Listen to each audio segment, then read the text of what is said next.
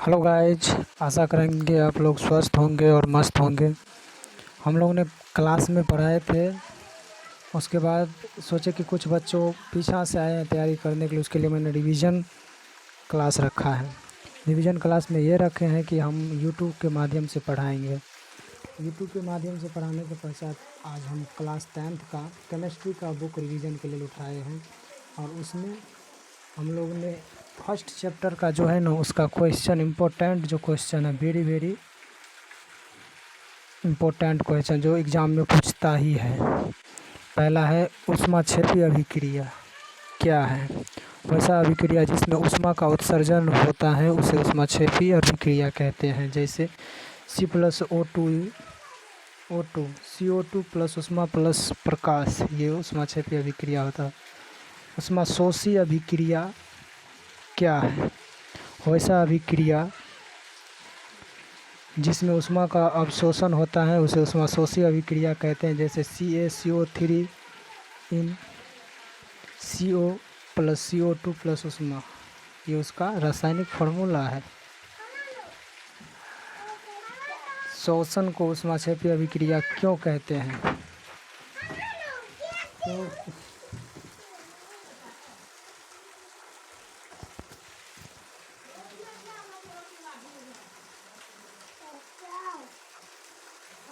शोषण को ऊष्माक्षेपी अभिक्रिया क्यों कहते हैं। हमें जीवित रहने के लिए ऊर्जा की आवश्यकता होता है। यह ऊर्जा भोजन से प्राप्त होती है। जब हम सांस लेते हैं तो ऑक्सीजन द्वारा खाद्य पदार्थ ऑक्सीकृत हो जाता है और इस प्रक्रिया में ऊर्जा मुक्त होती है। इसलिए शोषण को ऊष्माक्षेपी अभिक्रिया कहते हैं। और रासायनिक समीकरण किसे कहते हैं। किसी रासायनिक अभिक्रिया में भाग लेने वाले पदार्थ के संकेत एवं सूत्रों की सहायता से उस अभिक्रिया के संक्षिप्त निरूपण को रासायनिक समीकरण कहते हैं।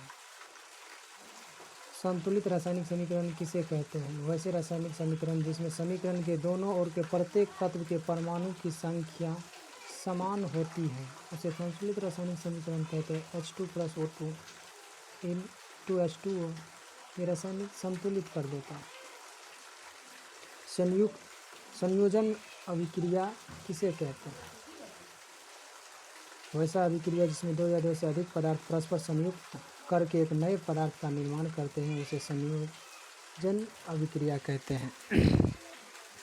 C+O2 CO2, इसे संश्लेषण अभिक्रिया भी कहते हैं। ये इम्पोर्टेंट क्वेश्चन, इसे संश्लेषण अभिक्रिया दोनों नाम से जाना जाए। अगर आपको पूछ दे संश्लेषण अभिक्रिया किसे कहते हैं तो यही सेम लिख देना है।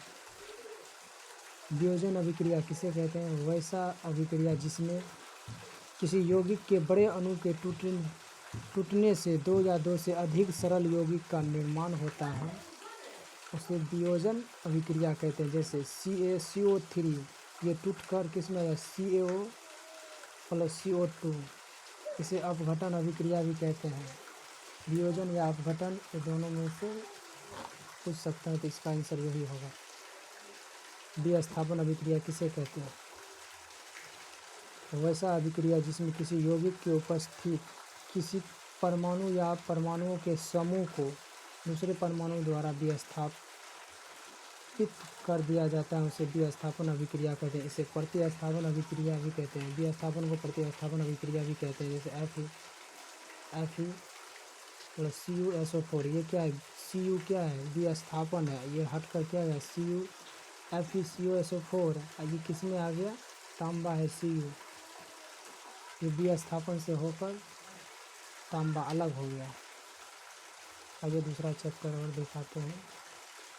तो भाई विस्थापन अभिक्रिया क्या है। वैसा अभिक्रिया जिसमें यौगिक अपने आयन का विनिमय या आदान प्रदान करके दो नए यौगिक का निर्माण करते हैं उसे उभय विस्थापन अभिक्रिया कहते हैं। जैसे XY + AB, ये क्या करता है अपने आदान प्रदान, उले XA + YB आदान प्रदान करते रहता है।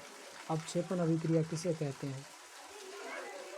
वैसा रासायनिक अभिक्रिया जिसमें कोई प्रतिफल ठोस के रूप में विलयन से अलग होता है उसे अपक्षेपण अभिक्रिया कहते हैं। NaCl + AgNO3, हटकर किस में गया NaGCl + NaNO3, आया।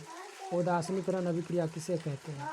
वैसा रासायनिक अभिक्रिया जिसमें कोई अम्ल किसी भस्म के साथ अभिक्रिया करके लवण तथा जल बनाता है उसे उदासीनीकरण अभिक्रिया कहते हैं। जैसे कि अम्ल क्या है, NaCl प्लस भस्म NaHO, जो भस्म हो गया उसके बन के क्या चल जाता है लवण में, NaCl प्लस H2O, जल और लवण बन जाते हैं। ऑक्सीकरण अभिक्रिया किसे कहते हैं? वैसी रासायनिक अभिक्रिया जिसमें किसी तत्व या यौगिक के ऑक्सीजन